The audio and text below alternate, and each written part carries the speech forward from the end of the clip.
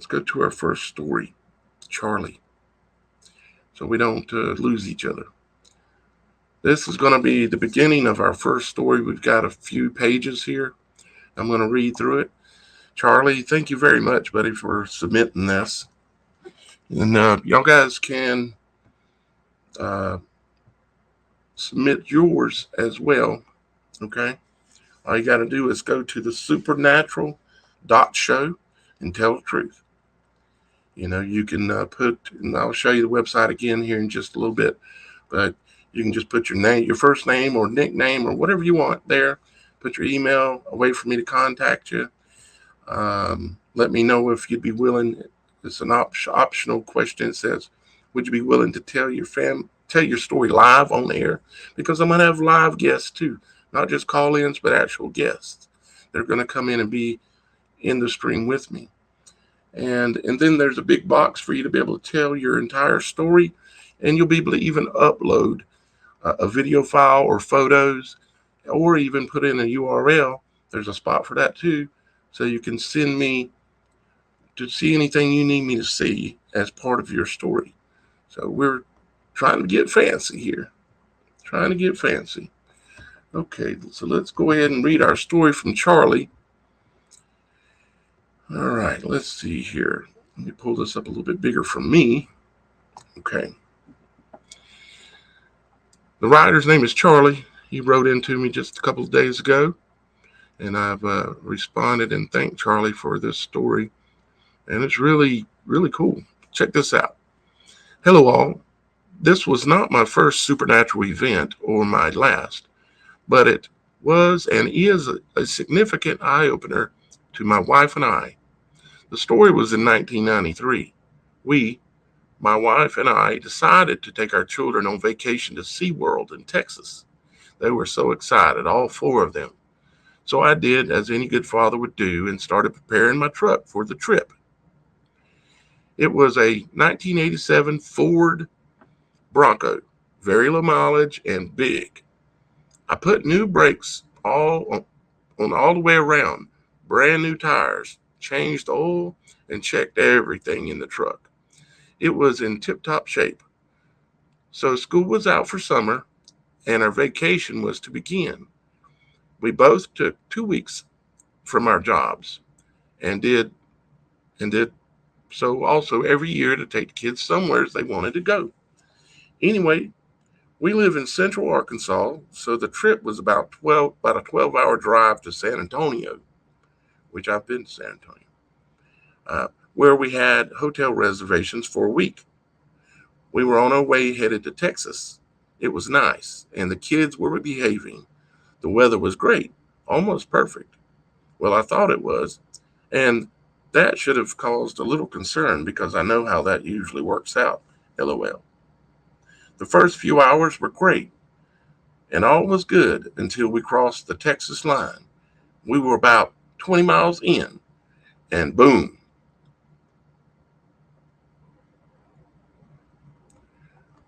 We had a flat.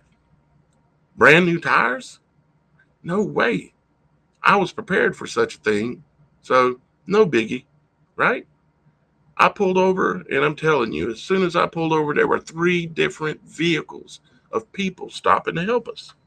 That was awesome, or they were awesome. The people in Texas are so nice, and I can attest to that firsthand. I had a new spare, so I didn't take long, and we were going again. This is important because the tires on my truck were 35-inch AT tires, not cheap. AT, like all-terrain, big tires, big mutters. The tire was destroyed, so I knew I had to stop and buy another one for a spare. Even then, they were 200.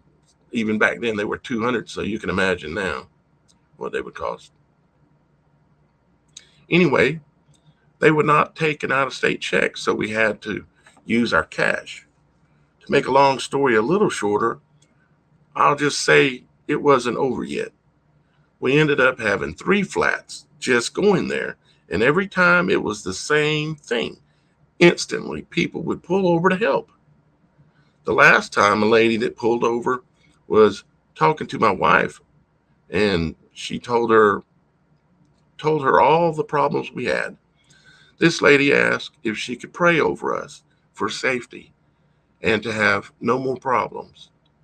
It worked, and God is good. Okay, we made it to the hotel, and all was great finally. We decided to take the kids on to a real Mexican restaurant.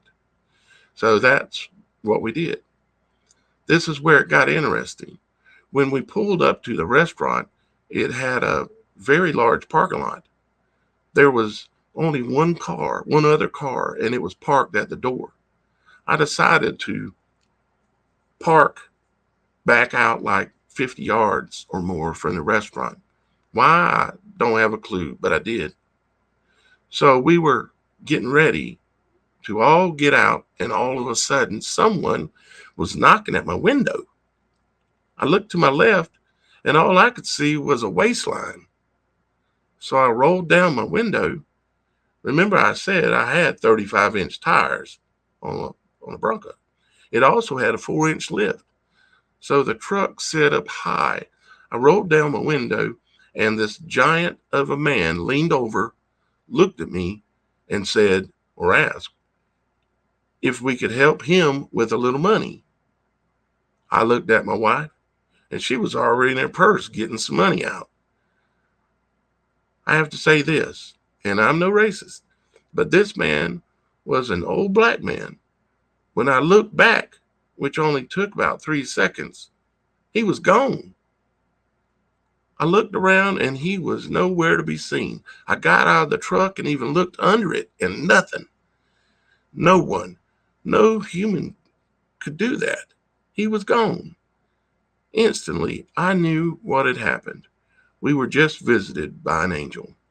I know it was just a test, and I know I passed it.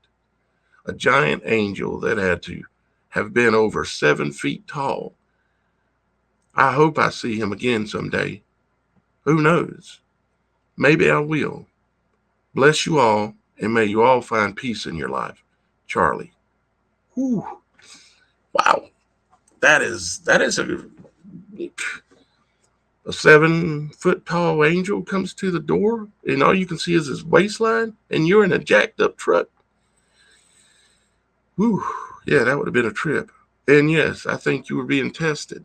That's why when I see somebody that's in a desperate situation, I typically always help them. You say, well, they could use the money for this or that, or you could find some reason not to help this person, which is why you don't give them everything you got. You just give them something because you want to pass that test, right? Just like Charlie did. He wanted to pass the test, and so did his wife, and they did. But a 7-foot angel and all these, every time you had 3 flat tires, with a whole set of brand new tires and brand new everything. That is amazing.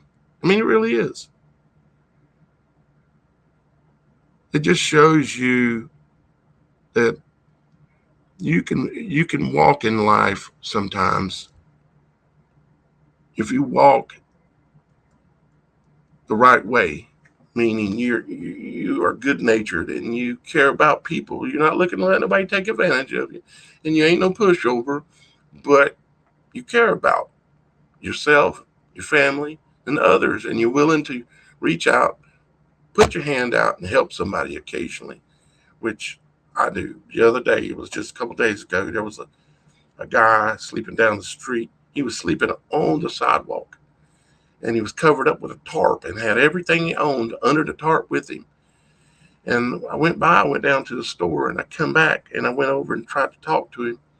He didn't really want to talk that much, but I had $5 in my pocket that y'all guys gave me, and so I gave it to him. And I do that quite often because is there time to be selfish?